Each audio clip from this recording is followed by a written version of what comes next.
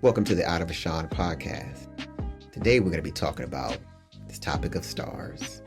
We had a wonderful discussion this past week about stardom, being a star. What's this infatuation with being seen by many? I remember when my daughter was younger, I asked her, what do you want to be when you grow up? She said, a star. I want to be famous.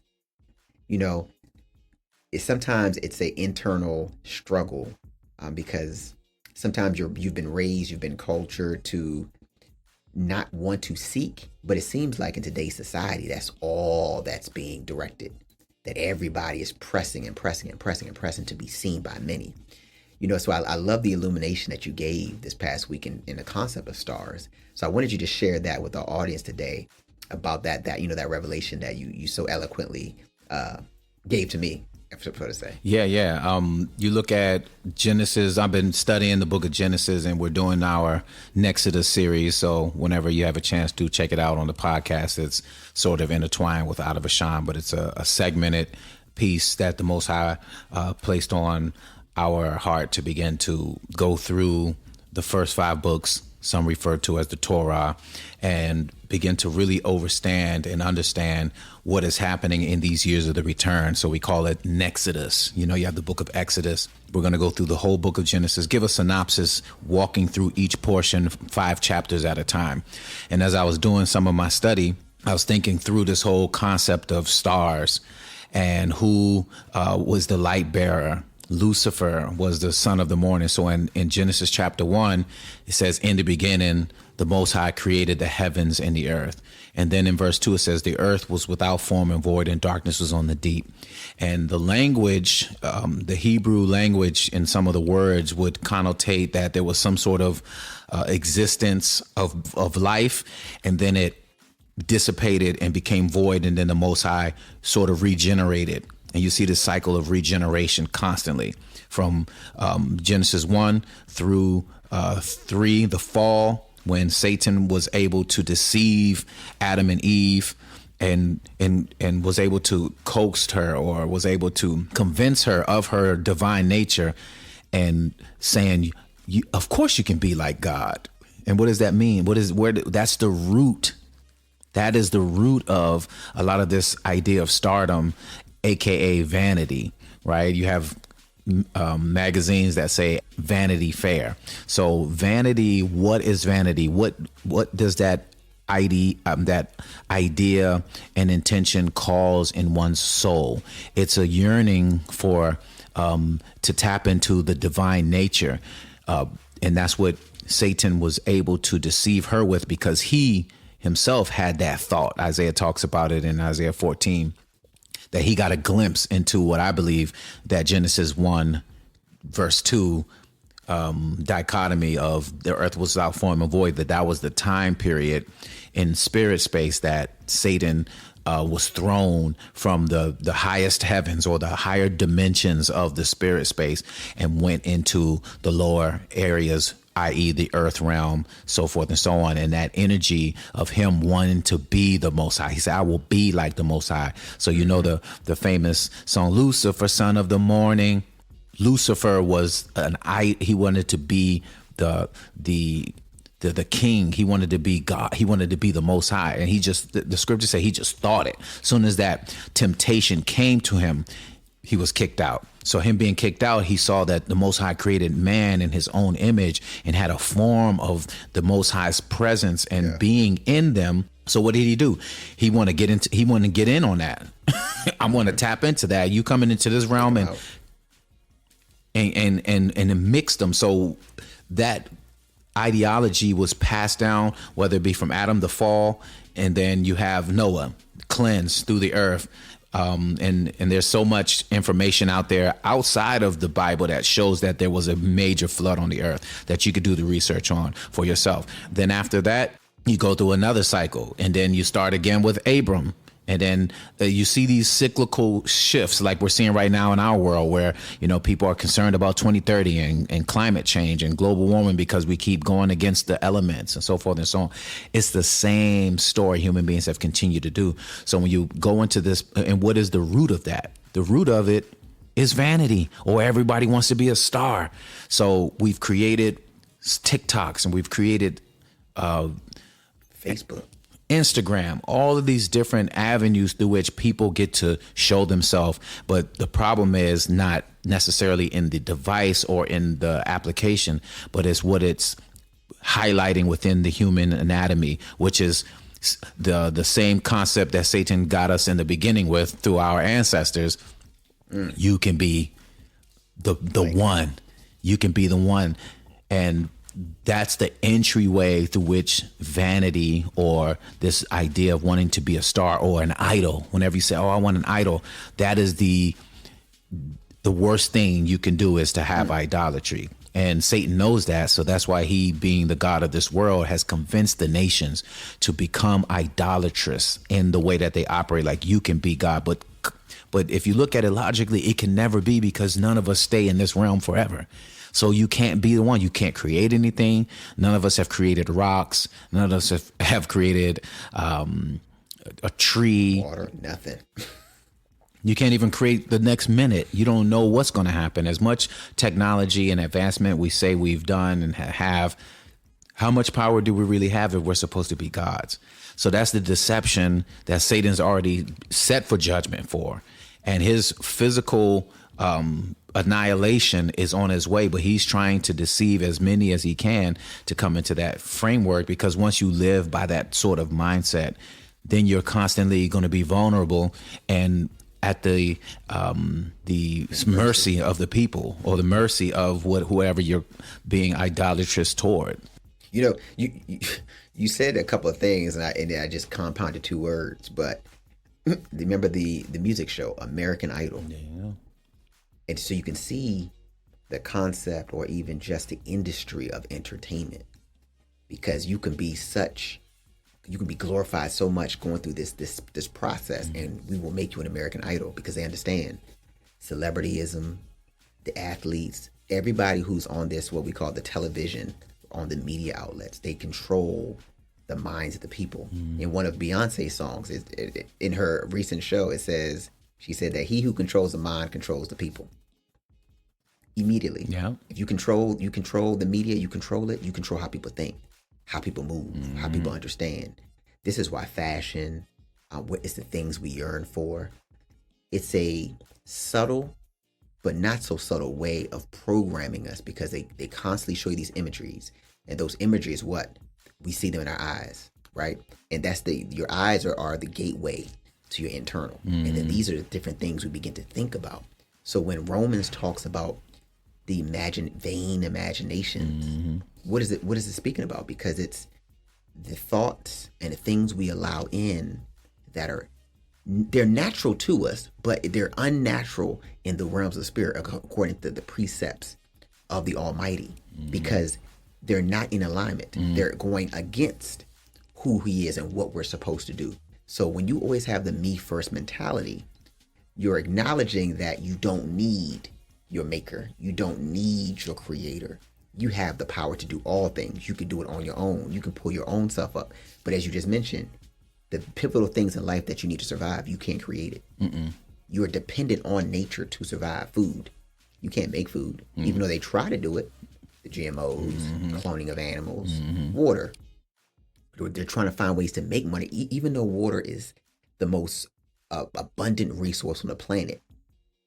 But it's in places and it's in phases where you can't drink it and survive. Remember what you talked about with water? You should bring that up, because some people don't have any clue. When we were younger, you're talking about the Avion.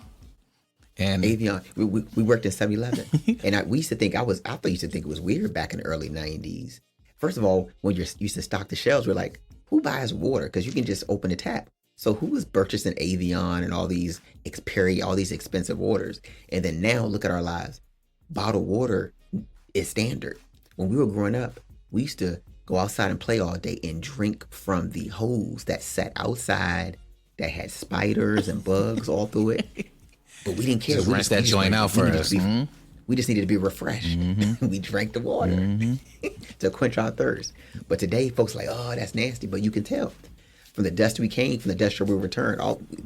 It didn't kill us. We didn't get any parasites. Nothing happened. We're part of the earth, and that's the thing that people have put us in this compartmentalized false reality that actually causes you to become sick, because then your body isn't adjusting to the natural environment. So you said something really powerful that I wanted to circle back, and those were the key phrases. If you look in Genesis 3, Satan was hitting with, you won't die if you eat from the tree of knowledge of good and evil.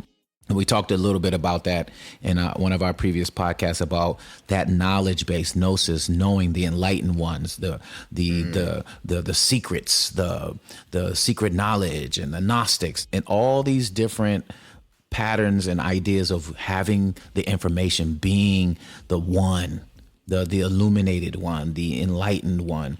And what did it say? It says, and when she saw that the fruit was good for food, she did partake. She saw, it went through the eye gate, as you said. And we're scrolling, all we're doing is what? That's where we're getting this ADHD sort of culture of click and grab, click, move fast.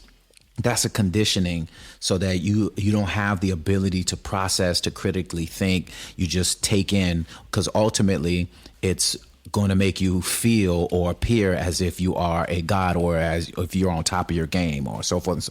And like I said earlier, being like in the image of the Father, you're going to be great. You're already great anyway. You already passed that, so you don't need to prove that to anybody. The fact that you're here after 9 months of going through all that you've gone through, and your heart is beating, you're alive, you can comprehend, you can move, you already a star. So when you try to go outside of the knowledge of the Most High that's already built in you, that's where you fall into error, because now you're outside of the source. So it's a really slick way Satan will try to come in and maneuver or people who are wicked will come in and try to maneuver your self-esteem to make you feel a certain way, so that they can get you to what now?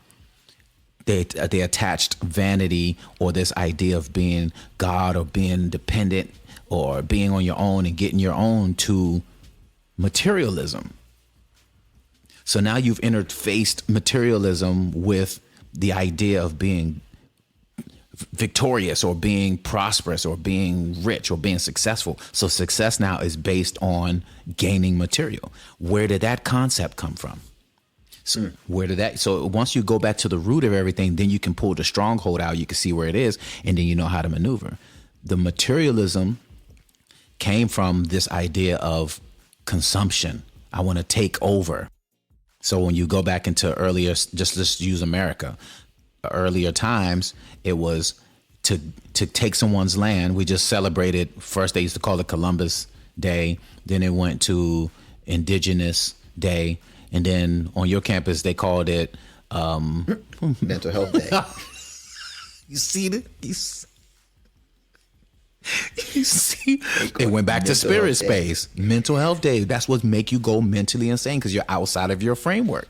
If you've been created to do something, you're out of water, you're fish out of water, or you're out of your framework, it's going to be self-destruction automatically, and they understand that. So that's why the marketing and everything pushes you into that space, so that you can't be in your right mind to be able to operate, because you want to be God. And that's what they know. Satan knows, if I can get them to be like what I did, they're going to be in the same situation as me.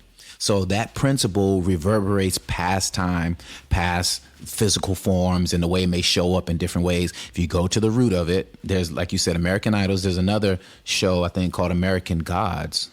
You see this ebb and flow of materialism that has been attached to vanity. So now it's like, if you the top dog, if you got the newest Maserati, da da da da da da da. Now you're attaching, if a person, you see somebody driving a Maserati, is a sight, and she saw that it was good. Oh, I need to get with him because he making six figures. Or you have no idea what, how, who, where, why. But because the vanity is attached to self-image, self-identity, pulling your chains through a material, which is coming from the earth that the Most High said you're a caretaker of. See how the Most High operate? Most High gave you everything you need. He said you can eat from all this, but don't eat right there. Don't try to get your own knowledge. I already kicked him out. If you try to get your own knowledge, it will only produce death. And what does it do? Everything's producing death. This technology, what does it do? Produce death. Cancers are higher than ever. Everything. You can't even drink water, and you're afraid because, and then you drink it from plastic. What is plastic? Plastic is oil. What does that produce? Death. We got these computers. We got the planes. What is that to produce? Radiation, all sorts of craziness. The music and frequencies we listening to, like you said earlier, what does it produce? Death. This is a serious situation. And the sad thing is, we've been told about this. We've been warned. Mm-hmm. We've been educated. Many levels, depending on where you come from, how you see it. Music people have mentioned the vibrations, the undertones, what they call 808, and how people respond. Mm-hmm. Composers, they study this stuff because they understand the spirit and how it blends in the natural. And you see how we as people respond when those things take place. It's scientific. Science people have studied this.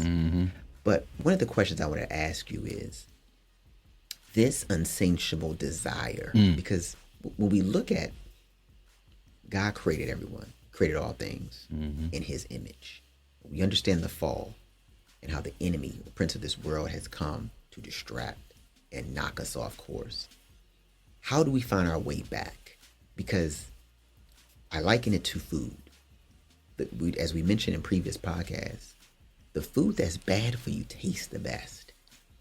Be based on the palate that we have.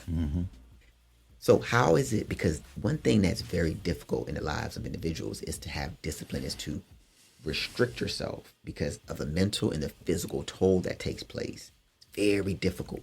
But how can we as individuals reverse the course and begin to not, even though we're in this matrix, we're in this world, we see it all around us, how do you separate yourself in order so you're back in alignment, out of the ways of the enemy? If you can speak a little bit to that. Yeah, you look at First Peter gives a great synopsis. He said, "You are a royal priesthood, a peculiar people." First of all, is understanding your identity, knowing who you are, getting yourself above the trinkets or the material or materialism and things that you feel or they have trained us to think makes you who you are. You are great without any title, without any success or any of those things. You are great by itself. Stand alone, because that's really important. Self-identity, self-love, and not self-love in the narcissistic or in self-love in the idolatrous way, but understanding that I am fearfully and wonderfully created. Once you understand the root, understanding is important, and then acknowledgement. Understanding and then acknowledging, hey, I understand the way this world is. I understand how things have been set up, and now I know how to maneuver through it. So let's do a case in point. I'll use myself as an example. I worked in the music space for many years, still do. But as these things, and before I got into it, I understood certain things, but I was going in and thinking, oh, I can move this way, and I don't have to touch this, but I can move over here and do this. And to a degree, it seemed like it was working. And then I began to see beyond the veil a little bit more and say, oh, if I keep going in this route, I'm not going to come out the way I think it's going to work out. It's going to turn out tough. So I had to make a tough decision and say, hey, I'm going to turn the other way and maneuver myself in the paths of righteousness, and then see how the Most High can help me get back in alignment to where he called me to. That particular journey opened up a whole nother door and a whole nother realm in my life where I had to look deeper beyond myself and realize that some of the stuff that I was dealing with, the vanity I was dealing with, was passed down. Not only passed down from siblings and friends and colleagues, or just some of the people when we grew up. Remember how we used to take our boots off, like you said, and wear some flip-flops so we don't put any creases in our boots, or when we lifted up one of our cousins because he had the Nike, what do you call them, the Reebok pumps. He came into church, Reebok pumps, came in the bathroom. We was like, oh my gosh, you got the pumps. We was lifting him up. All of us lifted dude up off the ground and was worshiping him, more excited about the material. Why? Because what it represented, it was identity, it was class. It was like, man, we the popping ones, we lit, or we out. Swag, whatever term we use, right? So you have all of that happening, and you get to have a chance to acknowledge, like, wow, I was living in idolatry. See, confession first, like to understand where that's coming from. So as I began to dig deeper into it, I was like, hold on, but where did I learn that from? I know I learned it from my peers to a degree, but where did that come from? Society, yeah, but society, what you learn is usually in the home. So I had to go into my home life, what I could remember. And I started realizing, I remember as a young child, my mom used to travel all the way to New York from DC on a subway to go get clothes and go get all kind of shoes and dresses and all kind of stuff. And then I began to think through like, wow, this materialism goes deeper than I think. It goes into my bloodline. It goes into my family tree, which I'm sure all of us, if we dig a little deeper, we can figure that thing out. And listen, I'm still for dressing nice and looking cool and all that stuff. But because my identity is in place, then you can tap into vain spaces without it consuming you. See, that's the key. The Most High loves to adorn us. What did Joseph have? He had a coat of many colors. He had Solomon decked in gold from Ophir, like the even the woman, she gets her drapery, her clothing in Proverbs 31 from tapestry from all across the world, from the sevens. So we're good at the Most High wants to give us the fine things, but nothing above Him. So that idolatry piece is the key, is to breaking this is confession, understanding, and acknowledgement. Like, wow, I have been idolatrous. I have put other gods before the Most High, and I need to repent of that and help and ask Him to help me see those areas of my life where those things are still seeping in, so then I can realign. And I promise you, I see it in my own life now. Then you get this power. Once you're over materialism and you see things as just being what it is, it's just different forms of the earth, and it's just a car.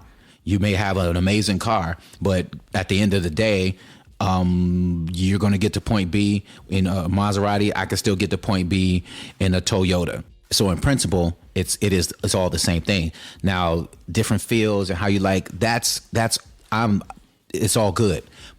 But when it becomes idolatry, and when we begin to think we better than other people, like you said, or you think you are something because of a material, that's when you're actually just delusional, because it's just not real. It's not, the dollar isn't forever. This fiat currency can't last forever. So if you're building everything, whether it be your legacy and all these things on anything else other than your connection to the Most High and how He made you and what He has made you for, you're in vanity. That's the purest form of vanity. And when you're living in an illusion, when the reality hits, then it's a whole different ballgame. So you have to ask yourself, if the reality that I know right now was to shift in any way, where we couldn't get on these podcasts, if we couldn't call, if we couldn't go to the grocery store or whatever, these are times that, if you can see, is approaching us. And are you ready? And we see that cycle in Scripture. He was telling Lot, hey, look, Sodom and Gomorrah is about to go down because of the things they keep doing. I'm gonna have to clean this out. The earth was responding to, like, yeah, we're gonna clean them out. We're sending this, we're doing this, we're doing that. I'm making it seem as personifying the Most High in the earth, going against the rebellion to reset it to what the Most High already had from the beginning. So if we start getting back to Eden, getting back to the way the Most High already said it, you're gonna be okay. But Lot couldn't see it. Lot was going to offer up his children, like we all do at times, right? We offer up our children thinking that putting them in this and making them do this is going to actually push them further along. But if we pull it back a bit and really look at it, are we actually giving our children over to the lie if we don't have the awareness? So like my daughter, and like all of us, we have our daughters in school or our children in different. The education comes from home. You teach them about themselves, so they don't get caught up with friends and thinking like they have to have the latest this or latest that to prove who they are. And I love that about my daughter at the stage that she's in high school, that she has such a strong sense of herself that she can go into any situation and not be falter. But yes, she loves fashion. She be dressing nice. She do certain, even when she get eyelashes, I'm like, you're too young to be getting eyelashes. But she says, and I would always ask her, are you doing that because you feel you're not beautiful, or are you doing that because you like the way it makes you? At least having those type of conversations with her. So she's like, no, I know I'm beautiful. I just like this, da, da, da. All right, cool. The key in that right there is just balance, right? You see the closet code. We all dress nice. We always been nice dresses. That's what we love. We love fashion, all that stuff, but it don't control me. I can wear flip-flops and walk in anywhere and still be popping in my mind.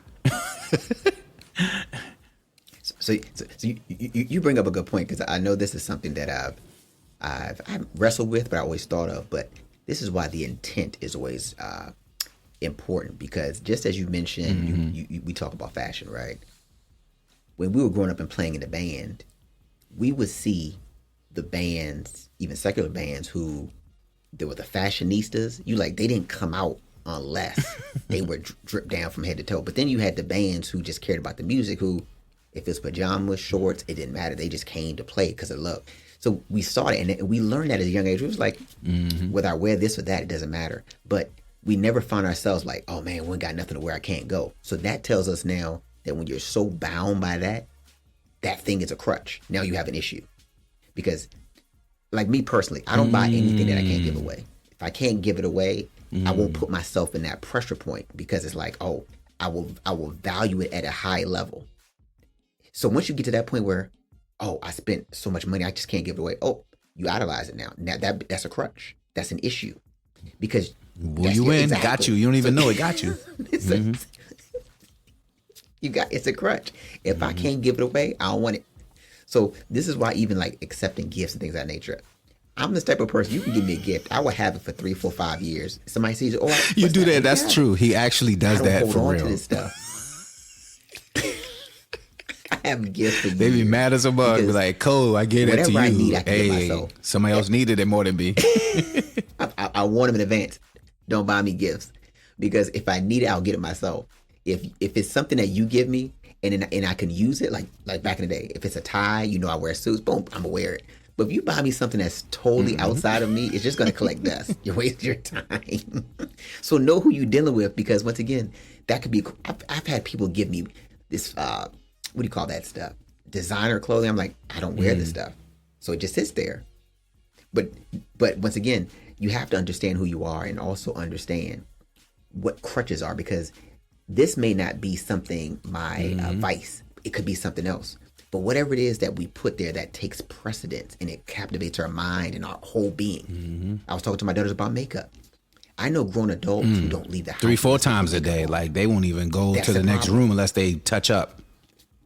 I seen it. They won't do it, So if you have to go to that level of extent, there's a root issue, something going on. And then even you touched on things when we even talk about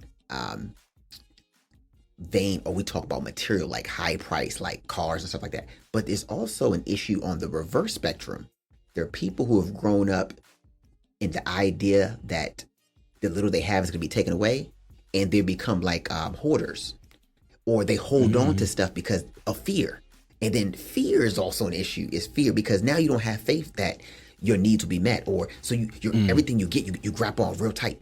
And then this is how you become stingy. You don't share. You don't come from a giving heart because you believe that this little thing's gonna be taken away from you. So it's not that you're vain, but your imagination is vain because it's in your mind. Your mind. So you see how on all different spectrums. Yeah, you see how all different spectrums we can all be at fault. So this is why when we look in Corinthians where it says, let every man examine himself. This is why you have to have that solitude, that peace, that time of reflection. I have conversations with myself daily. Everything I do, for the most part, I always want to question, okay, why is that? Why did I do that? Why did I make that decision? Where did that come from? That seems a little strange, because it keeps you in a perspective. Or you can ask another person, what do you feel about this? Because you're kind of getting outside of yourself to see yourself from an outside vantage point to see, are you off here? That idea, where did that idea come from? And then you start to dig in deeper to be like, oh, like how you mentioned, you made the connections from your mom, or you can make the connections from your dad. I just had a conversation with my dad the other day about a decision I made, and I referred it back to, it was a decision similarly like he would make. And I asked him, why would you make that decision? And it tied to childhood. It tied to so many different factors, but I saw as an example. And I was like, I got that from you. Because I seen the way you move, so I thought that was the best way to move, but I'm realizing I was off. So you tap into. But the key thing is self-awareness. We got to be aware of everything we do, how we move, how we feel. And this whole idea of this concept of social media, now people are reflecting, and they're also getting a lot of their influences from fears and from venues and mediums that don't even serve their best interest. They're actually working against you, because we don't know from what foundation they're drawing upon. And if we're saying that the enemy comes as a star comes as this light, this illusion. They're showing us visions through the television. They're showing us so many different pictures and glimpses of things that we shouldn't even be aspiring. We shouldn't even be salivating. We shouldn't even desire. This is totally outside of our element. But these are things we got to do as people and as individuals. Examine ourselves. Understand, why is it that we do what we do? Why we say what we say? Why we live the way we live? Why? And then examine where that came from, where that influence come from, and decipher whether or not this influence is of God or the devil. And a lot of the much patterns easier. we constantly find ourselves in, like women would ask, or even men, but I hear women say it more often, why I keep attracting this type of man? Why do I keep attracting? Listen, the universe is built off of attraction. And I'm not going to get into law of attraction and all that stuff. There is truth to those principles, but I'm specifically tying into the way human beings are operating from a spiritual space. Everything you're doing is emitting a certain level of a frequency or a type of energy that is going from you from thought process. So like we're talking on the farm about bees and how to attract native pollinators. They said put sugar water in the hive and it will attract bees after some time. How does the bee know? Is it smelling it? How does it know that a beehive is there and that it should come there? However, the Most High created the universe, and most people have done the science or have done the understanding and the ways of the Most High and have put it into a science where they can manipulate and maneuver the environment through these realities of study and so forth and so on. And in most cases, when people do it, it's about what? Control, which is coming from an insecure space of trying to be the Most High, which you can never be. Like we keep trying to conquer, we keep trying to do, and you never actually accomplish it. You don't accomplish it because you can't conquer the earth. You can take control of it for quite some time, and you can manipulate it and have people, have a set of rules. Like right now we have a set of rules, but that's coming from one group of people's thought process, and we've been living under that for so long. But you see it fragmenting and breaking apart at this moment because the more information is being revealed and the Most High is moving in a different way. So then the earth is responding, and the earth is moving in a different way. So people are responding. So you're having all these different things going on. So to circle back to why do I keep attracting these type of people? Ultimately, what you see, your perception is a reflection of your internal perspective, how you see things. Although most people, like you said, don't take the time to try to understand why they do what they do, how they do what they do. If you're not willing to do that, you are never going to be free from these cycles, and it will become a possession of you. It will possess you because it starts in levels: obsession, suppression, depression, possession. That, and each level can have different periods of time. It can happen generationally. It can happen through a family. It can be passed down. I'm just like my mom. Like Zoe Black got a song. If my mom had the issue and her mother had the issue, I probably got that issue, y'all. That's a passed down effect. They call them generational tendencies or generational curses or generational.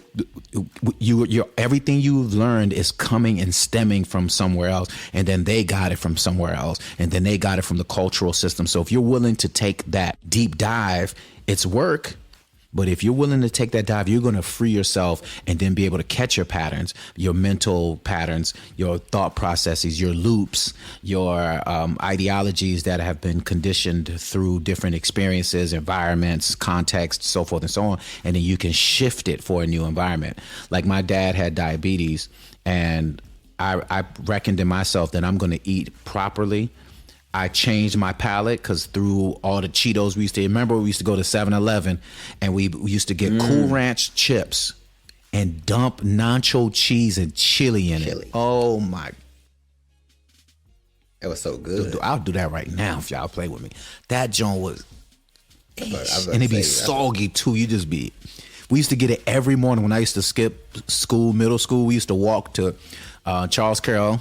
For those in the DC area, Charles Carroll from Glen Ridge. We used to walk up 450. It'd take about an hour long. Me and my friend Oscar, we used to walk, and we'll cut through neighborhoods, but we'll always stop at the 7-Eleven, which was halfway through, and buy a chili cheese Cheetos with Cool Ranch. So No, that's good. Nah, it's legit. It's legit. you got to. So that's the balance, right? But because I started eating more healthy and living foods, it changed my palate. So like squash and anything tastes good to me now. And some of that happens when you get older because you're thinking you're going to die or you're trying to be more healthy and da-da-da.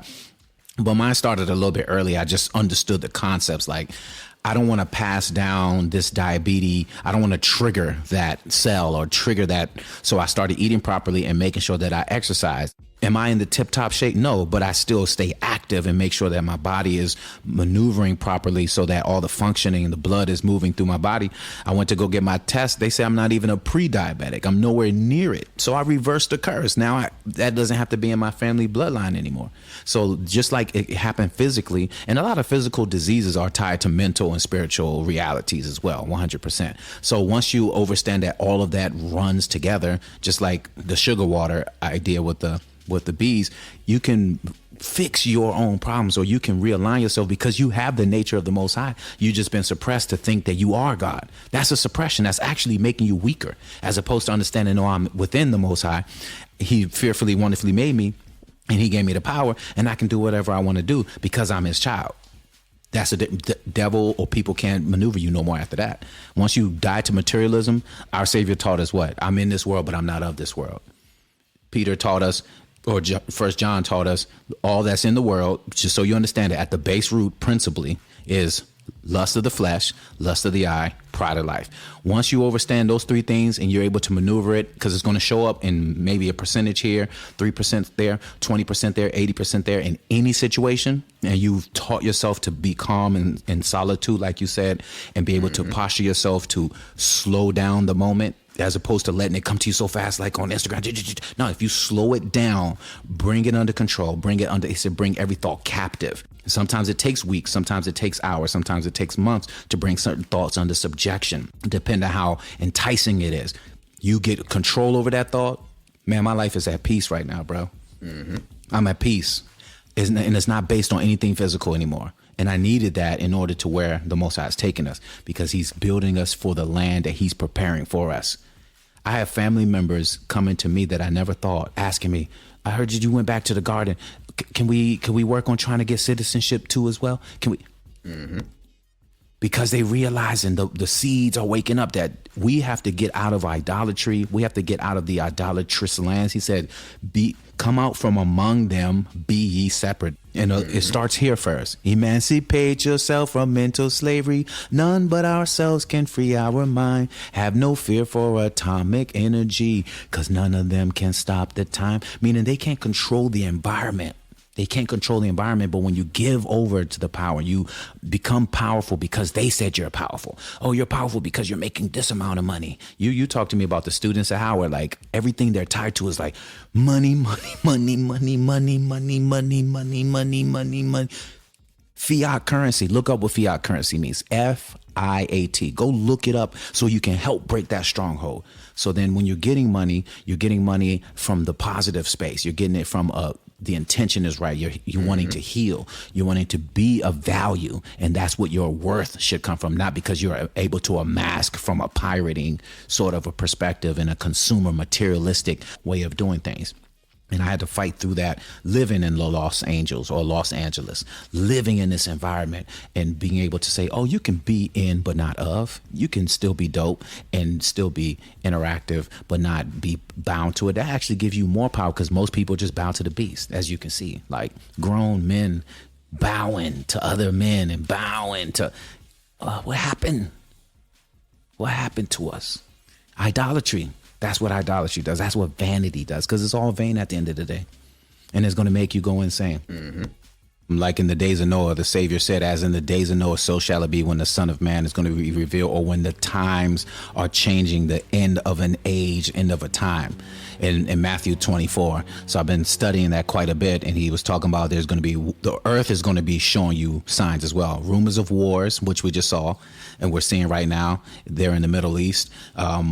Pestilence in diverse places meaning places that don't normally get it, like the flooding that's happening in New York.